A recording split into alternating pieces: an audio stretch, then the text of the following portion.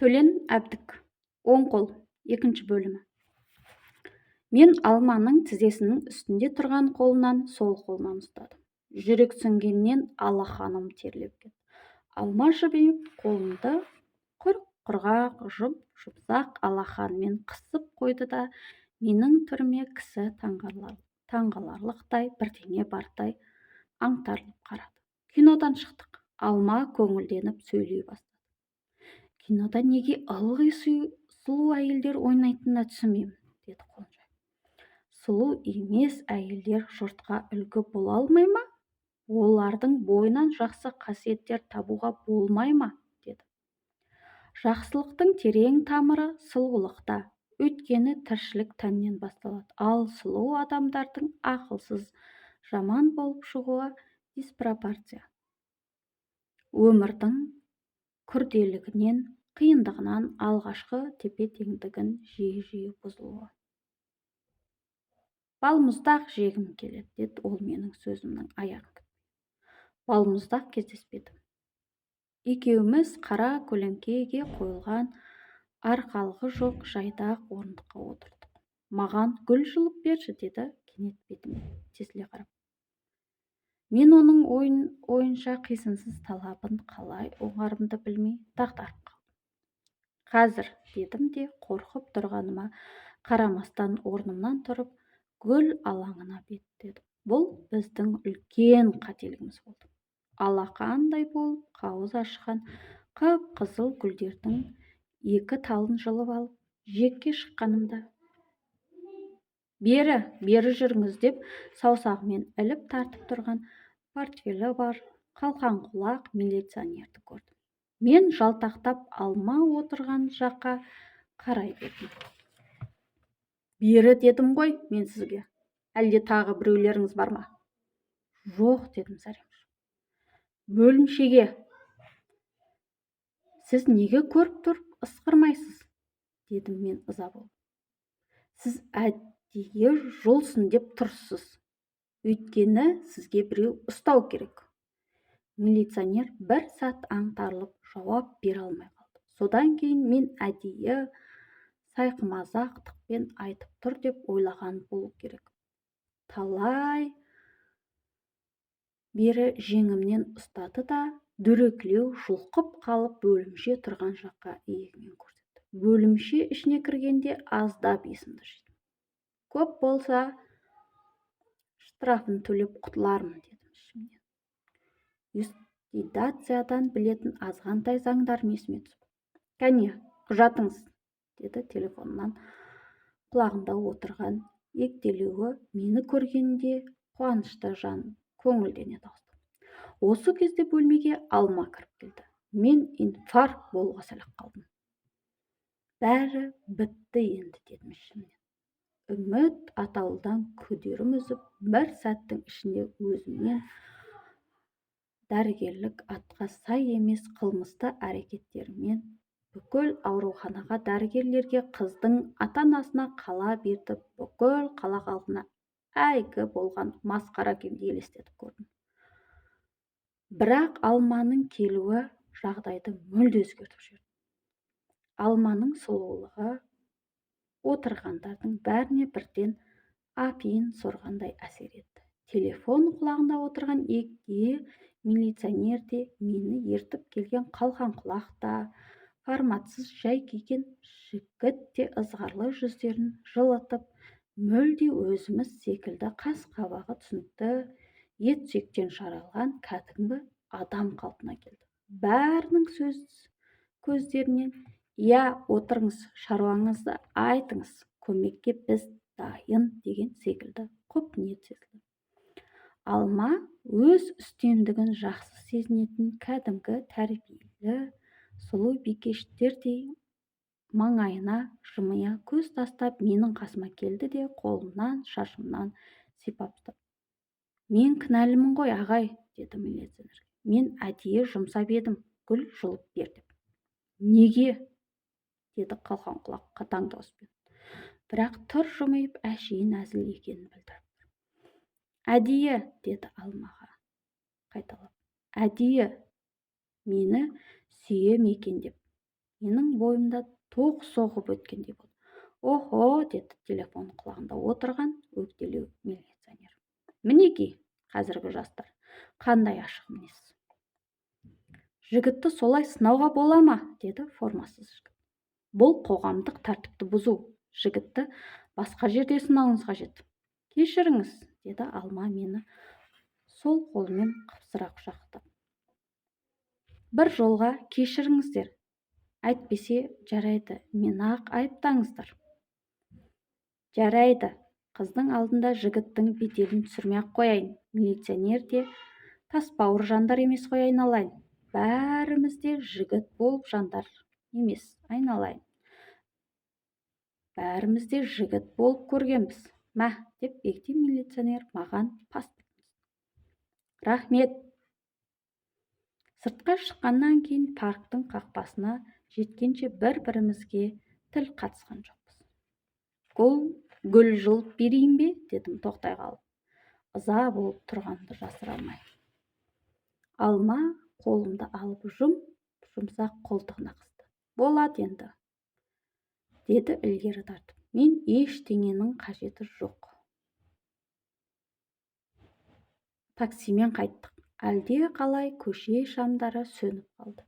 Ай, ақ бұлттардың ар жағынан зымырап барады. Аурухананың ауласындағы отырғыштардың тұсына келгенде алға оза берген мені тоқтатып, өзіне бұрды да мойнынан құшақтай алды. Мен ерніме жұмсақ дымқыл еріннің тигенін сездім. Құдай-ау, не деген жұмсақ, нәзік ерін. Мен Алманың талдырмаш денесін құшақтай бауырыма бастым. Содан кейін сәбиді иіскегенде жұмсақ бет-аузына бетімді кеп дәмін жұттым. Әлде бір жан қиюға болғандай рухани тазалықты сезінетін секілдім. Бірақ ол Алманың бойынан тапқан тазалығым ба, өз бойымның тазаруын сезіндім бе, ол арқасын толық айырмадым. Ішке кірдік. Алма тең жартысын қара көзілдірік таққан бетін шаммен бүркей түсіп, мені қолтықтап алды. Екінші қабатқа кірер есіктің алдында Алманы тоқтатында өзім ішке ендім. Сестра процедурный кабинетіне жоқ екен. «Тез бөлмеңе бар», дедім сыбырлап Алмаға есікті қайта ашып. Алма бөлмесіне кіріп кетті. Әли сестра да келді. «Сен бе едің?» деп маған жымиып. «Өзгеріс жоқ па?» «Жоқ, мен Алманың палатасында отырамын», дедім де халатымды киіп жатып. «Бүгін приступ болуы мүмкін». Сосын ғылыми күнделігімді алдым да сестраға көз қылып, түк байланыс та жоқ, түсініксіз сөздермен толтыра бастадым. Сестра дәрігерлік жұмысқа жан-тәнмен берілген менің негізгі түріме сүйсіне қарады. Мен палатаға кіргенде Алма киімін ауыстырып төсегіне жатып үлгерген екен. Ортақ құпиялары бар балалардың бір-біріне көзбен жасап күле беретін секілді, мені көрген бетте Алма көзімен «Әлгі есіңде ме?» дегендей мойнын ішіне тыға жымиып, күліп жібермес үшін қолымнан аузын басты. Күнделікті әдетті мен керуеттің жиегінде отырып қолынан ұстадым. Ол да күндегі әдетінше құп-құрғақ жұп-жұмсақ алақанымен қолымды қысты. Мүлде емін-еркін. Мен оның көздерінен бүкіл болмыстың естен ғажайып жылы ағынды жаным сезіп балқып тұрдым. «Ұйықта, сенші? Мен сені күзетіп отырамын таң атқанша, өмір бойы». Алма көзін жұмды. Дем алысының жиілігі қарап көңілдегі толқуын сездім. Менің ойларым сан саққа бөлінді. Маған мынау өзім күнде көріп көз қашты болған күнделікті тіршілік аяқ астынан өзгеріп кеткен секілді, немесе осы тіршілікке өзім тұңғыш тап болып тұрған тәріздімін. Бірақ мен өмірге мән беретін, сән беретін, біздің өзіміздің жеке бақытымыз екенін, бізге сырттан ешқандай сәуле келмейтін, тіршілікке маңайға сәуле төгіп жылу шашатын адамдардың өздері екенін кейінірек түсіндім. Өзімнің ішкі жан дүнием әдемі сәулелер шығара бастап еді. Мені қоршаған бүкіл қауым орта тіршілік құлпырып сала берді. Алманың науқасын есіме алдым. Оны емдеу мәселесі дәрігерлік міндет қалпынан табан астында өзгеріп, енді тек өзім үшін жанын сақтап қалу керек деген төтенше шешімге ұласып кетті. Бір қызығы, сол түні ол оң қол ешқандай әрекет жасаған жоқ. Алма менің көз алдымда жорта ұйықтап жатқандай, көзі сәл ашылған күйі таң атқанша тырп етпеді. Түстен кейін жұмысқа меңгеруші келді. Жасы 40-тарға келген, мінезі шатырлау, арық, көсекісі болады. Менің ұйқыдан қажыған түрімді көріп: «Немене? Әлі түнгі кезекшілікті ешкімге бермей жүрсің бе?» деді. Оның сөзі сұрақтан гөрі менің ісімді құптайтын ризашылық секілді бірдеңе ұқсайды. Сондықтан мен «Саламатсыз ба?» дегеннен басқа ештеңе айтпадым. Фантазиям жоқ жерде ұлылық та жоқ деп көсемсіді ол. Сізбен сөйлесетін маңызды бір шаруа болып тұр. Қандай шаруа? Айрықша бақылауыңыздағы Бірімжанова Алманың жағдайы өте ауыр. Тезірек амал жасау керек. Қалай, деді меңгеруші көздерін жыбылықтатып орындыққа отыра беріп. Қазір ауру кризис үстінде. Қызды қатерлі приступтан құтқару үшін оң қолдың саусақтарын, болмаса тіпті тұтастай өзін операциямен алып тастау қажет. Мен өзінің бұл пікірімді меңгерушіге бұдан бұрын да айтқан болатынмын. Сондықтан ол бұл ойдың өзіне жаңалық емес екенін білдіріп, кіржиіп жауап бермей біраз отыр. Ол былай ғой дей бергенде, жоқ, деді мен тағы да сол өзіме беймәлім өлермендікпен. Ол менің бетіме таңырқай қарады. Содан кейін жүзімнен әлде бір маңызды бірдеңе ұққандай болып үндемей қалды. Мен мінекей бірнеше ай бойы қатарынан көз жазбай бақылап келемін, дедім, жүрегім дүрсілдеп. Дегбірімнің қашып тұрғанын сездірмеуге тырысып. Басқа ешқандай амал қалған жоқ. Егер олай жасамасақ, ол 2-3 күннің ішінде қыздың өзін өзі өлтіріп тынатынына кепіл боламын. Меңгерушіге әсер ету үшін осы сөздің айтуын айтсам, бойымнан әлденеге дір ете қалғанын, әлгі сөзді бекер айтқанымды түсіндім. Кейде одан тағдырына кездейсоқ қапияда санаңнан тыс айтылған сөздерін әміршілік ететін бар ғой. Түсінеміз, басқа ешқандай амал жоқ.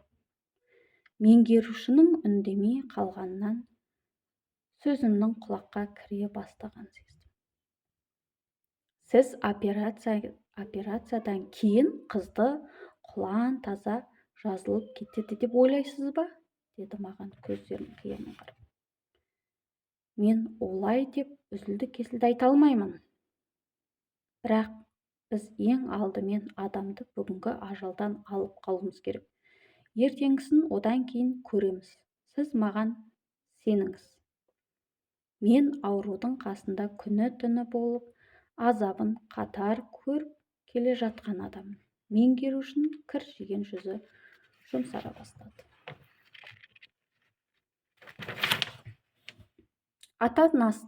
Ата-анасының келісімінсіз бәрібір ештеңе істей алмаймыз, деді, сонда да келісе қоймай.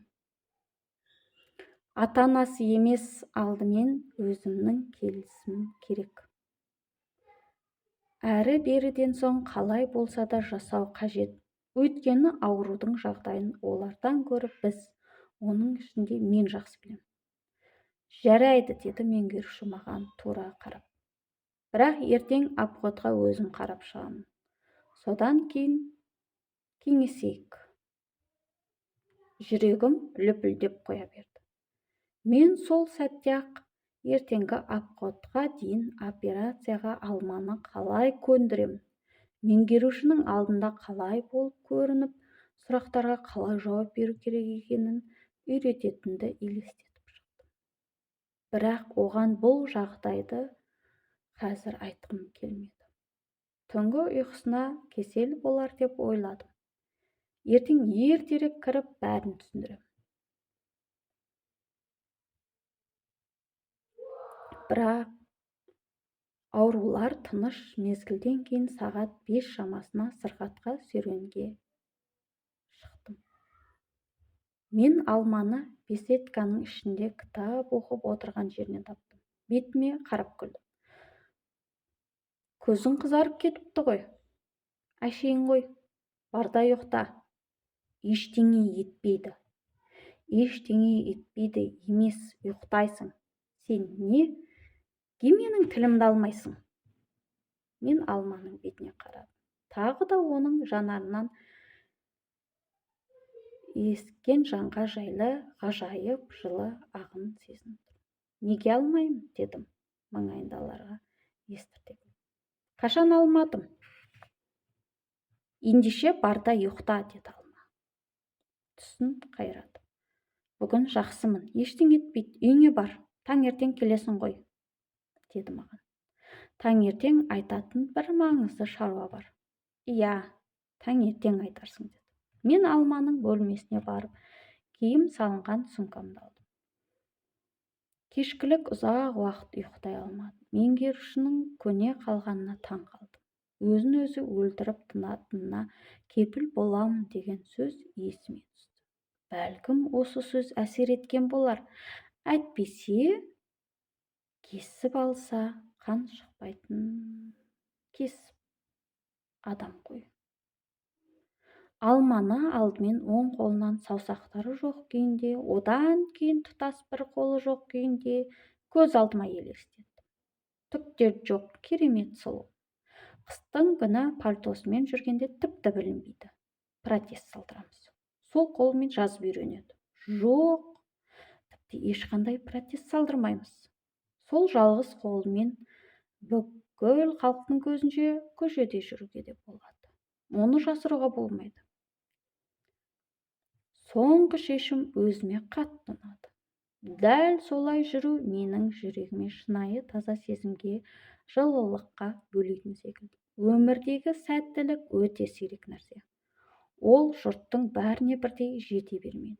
Бірақ ең үлкен жалғыз сәттіліктен кейін қалған сәтсіздіктің бәріне де төзуге болады. Қиыншылықты жеңудің ең бір үлкен құралы төзім.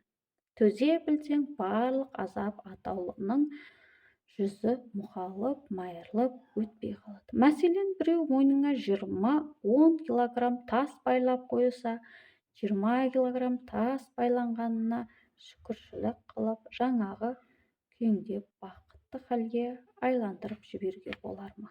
Еді. Әрине болады. Сондықтан қазір қандай ауыр жағдай да әлгі жолмен құтылып кетуге де болады. Ол үшін тек тіршілік керек, тірлік керек. Қол деген немене? Қол деген түк емес. Рас, дүниенің бәрі адамның қолымен жасалады. Бірақ зұлымдықты адамның қолымен жасалмай ма? Зұлымдық жасайтын қолды тез кесіп тастамаса болмайды. Тез кесіп тастау керек, тез. Мен таңертең ерте ояндым. Кешегі оқиғаны, түнгі ойларымды еске алғанда ұйқым бірден шайдай ашылды. Таңертеңгі асымды шала-пұла ішіп ауруханаға келдім. Сыртқы қақпаның күзетшісі әлі ұйықтап жатқан болар деп ойлап, қағуға оқталып едім, бірақ есік ашық екен. Есік алдына әлде қандай машина тұр. Ішке кіріп, екінші қабатқа көтерілгенде қызметке менен бұрын келген әлдекімдердің дабырласқан дауыстарын естідім. Мен шкафтың халатымды алып кидім. Әлдеқандай меңгерушінің қарлыққан даусы шығады. Бұл неге ерте келген? Шошып қалдым. Жоқ, түкте жоқ. Обходқа дейін бәрібір араламайды. Оған дейін үлгеремін ғой. Пердемен бөлінген кабинеттен сестра әйел шығып, телефонға жармасты. Мені көріп басын изеді. Анда бардың ба? Деді телефон номерін айландырып жатып. Қайда? Сестра менің бетіме таңырқай қарады да трубканы қоя салып. Ана қыз өліп қалды ғой, деді ақырын ғана. Жүрегім аузыма тығылды. Демім бітіп, жағамды ағыттым. Әлгі сөзі естіген сәтте көңілімнің түкпірінде осы жаманатты білгендей, осылай боларын сезгендей бір түйсік пайда болды. Біліп ем ғой, осылай боларын сездім ғой. Өзін-өзі япыра өлтіріп тынатын үйіп қалған шекемді ұстадым. Кепіл боламын, мен екем ғой, өлтірген мен ғой. Бөлменің ішіне қалай кіргенім есімде жоқ. 3-4 дәрігер бар екен. Төсекте шалқасына жатқан Алманы көрдім. Аузынан тілі шығып, көзінің қарашығы төңкеріліп кеткен. Түрінен қатты қиналғаны көрініп тұр. Жақындап келіп білегін ұстадым. Суып кетіпті. Тамағында көккөмбек қолдың ізі. Осы қолы кеудесінде жатыр. Өлгеннен кейін ажыратқан болу керек. Кепіл боламын, өлтіріп тынатынын. Айттым ба? Дейді біреу ішімнен. Айтқаным келді ме? Мен жыламауға тырыстым. Есірік күйде, болды енді, холодильникке апару керек дедім, дауыстап. Не айтып тұрғанымды өзім түсінбей. Кешке өлікті ата-анасы алып кетті. Келесі күні жерлеуге қатынастым. Ол әңгімесін аяқтап сигаретін тұтатты. Сыра ішіңіз дедім, ұзақ үнсіздіктен кейін. Сөзді басқа бөлмеге, бірдемеге аударғым келді. Бірақ ауа райының ыстығынан да, газет бетінен саяси хабарда жақсы қарсы бетте отырған бикештердің түр сипатынан да әңгімені өрбімеді. Сырасу ескілеу екен дедім. Түсіп қалған этикетканың жазуына. Ол үндеген жоқ. Ашық кофе ішінен сыра іздеушілер қаттап кетті. Рұқсат етіңіз, деді даяшы қыз. Магнит пен шанышқы пышақтарды алдымызға қойып жатып. Содан кейін сыралардың аузын ашты. Мен өзімнің пышақ ұстап тұрған оң қолыма үрейлене қарадым. Оқыған Әсия Ерболқызы тіркеліп, лайк басып, қолдап отырыңыздар.